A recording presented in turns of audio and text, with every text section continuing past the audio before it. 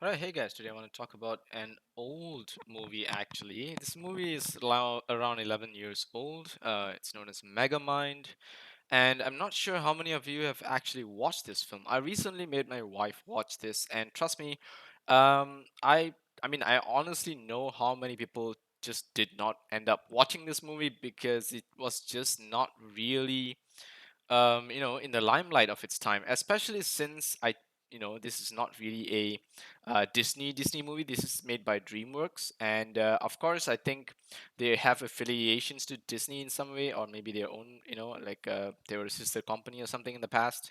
And and I do believe that Disney distributes some of DreamWorks films. They actually use some of DreamWorks film and play them. And there's some other studio that handles the distribution as well. So there's a lot of like mega corporations like these that help each other out, especially in terms of marketing cartoons. However, Megamind is not your typical cartoon, be it for Disney or for DreamWorks.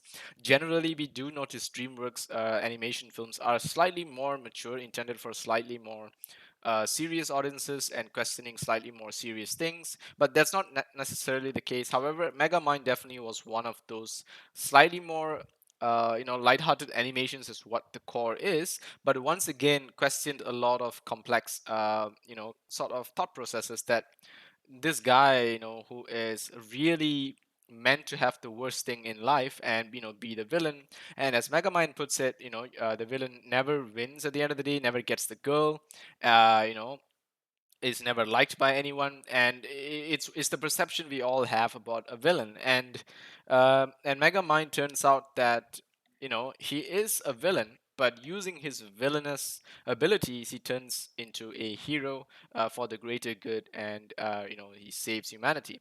Now, for those of you who have not watched, spoilers alert, basically there is this superpowered alien, what do you call this, known as Metro Man. He is sent to Earth like Superman style, through a rocket in a destroying planet. And Megamind is sent in the same way because somewhere near the quadrant, his planet is also being destroyed.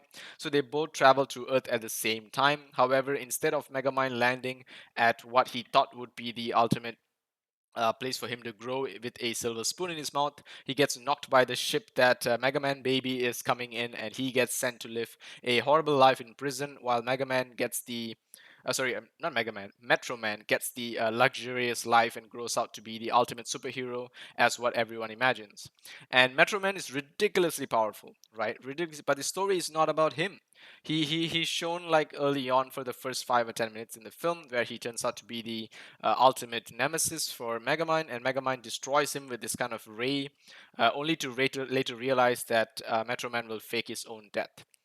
And he does that because he's just tired of being the hero. He's just fed up of doing the same thing over and over again, and he really feels that there's no real need for him to be challenging and saving the world. Like, he can be whatever he wants to be, and he should be, and he doesn't have to be the idol that everyone looks up to. And so he decides to go into the shadows. And Megamind is left hollow. He's left without a hero and doesn't know that Metro Man has faked his own death at the early on points. And he actually falls in love with the heroine, or rather the Lois Lane of this story, Roxanne. And Roxanne is sort of the girlfriend of Metro Man, but she's not really. Um, she's not an actual girlfriend. She's just like been rumored to be Metro Man's girlfriend. And Mega Man ends up falling for her because he ends up in a hilarious situation, which is well designed, by the way, where he and Roxanne both go to visit the statue of Metro Man, and Megamind goes there to rant out a little bit before he destroys the statue, but Roxanne actually just goes to just have a reminiscence of her moments with Metro Man and how he was the hero, and how she feels that Megamind is a terrible, terrible villain. Megamind disguises himself as a common man nearby and gets close to Roxanne, and Roxanne actually really gets really close, and they both fall in love with each other. And Roxanne still doesn't know it's Megamind at this point. Megamind finally realizes that the thing that's really missing in his life is the fact that there's no hero to protect the city, and therefore his purpose is not really there. He doesn't feel like a supervillain anymore, while his heart also is sort of caught between the decisions of actually being a villain and also falling in love with Roxanne. So you have this kind of questions going on, whether it is okay for him to keep being evil as what he really is, or whether all he wants is just a challenge. And it really turns out to be that light-hearted kind of comedy where you really see this guy trying to do what he does best, which is be a villain, but being thrown into all these funny and hilarious and sticky situations and not being able to do it outright. And then finally, he does create the ultimate problem, and it was his solution. He creates a superhero, and how he does this is taking a piece of Metro Man's DNA. He actually injects it into the wrong guy, and that guy turns out to be an absolute psychopath. And while he trains him to actually be a hero, that guy turns out to be a villain. And Megamind is disappointed with him. He feels absolutely distraught. He is not what he wanted him to be, and Megamind decides that, what, you don't deserve your powers. You're not the hero I wanted you to be. And finally, the hero actually gets angry from what Megamind tells him, and he attacks Megamind. And Megamind takes it as this is the opportunity for him to actually have a fun fight, and decides to fight the his creation, who is Titan. And turns out Titan is actually not holding back. He's not like Metro Man. Metro Man, once he defeats a villain, he takes him to prison like an actual hero. But Titan is not that hero. Titan is a complete villain. He's going to kill Megamind, and Megamind realizes the mistake he has done. So Megamind flees. And all this takes place shortly after he actually gets caught by Roxanne, as having being in his disguise and all. And Roxanne figures out that she was being cheated on by Megamind. So Megamind has now lost to the hero that he himself created, has lost the one girlfriend that he had, and he has pretty much lost all hope in life. He also loses his best friend, Minion, who's this kind of alien fish that lives in a little head-looking fish tank, like you can see in this picture here on the left. And this little fish here stays in a kind of mechanized body. He's quite intelligent. He's able to control it. And he is Megamind's psychic. This is Titan, and this is Roxanne. And so what happens is finally Titan actually has feelings for Roxanne, and he decides to kidnap her and take her by force because she just doesn't seem to fall for him. So he takes it to a high building and demands that Megamind shows up to stop him. Otherwise, Roxanne's going to be killed. And while we all expect Metro Man to finally show up and say that, all right, I'm coming out of retirement to help you people, but he doesn't. This story is truly Megamind's story, and Megamind does show up in an amazing fashion with absolute beautiful, glorious purpose, as Loki would say. And he comes out with blazing lights, disco-like, and he comes to the rescue of Roxanne. And shortly after, Titan, he basically pounds Megamind to the ground in some corner, and then it looks like Metro Man has come to the rescue. He shows up, and he's starting to chase Titan around, only for Roxanne to realize that the Metro Man is actually Megamind in disguise. And how Megamind pulls off all these disguises is with a special watch that he creates, and that watch allows him to completely take the appearance of another person. He, however, does not have the powers of Metro Man. He's just using some mechanized gadgets to allow him to propel into the air to chase Titan away from the city. Now, all this seems to come to an end when he tells Titan to get out of Metrocity, only for Titan to realize that Metro City is only called Metrocity by Megamind, and so he comes back, and Megamind is in deep trouble, and it comes down to the decision where Megamind has to use a device that will extract Titan's powers away.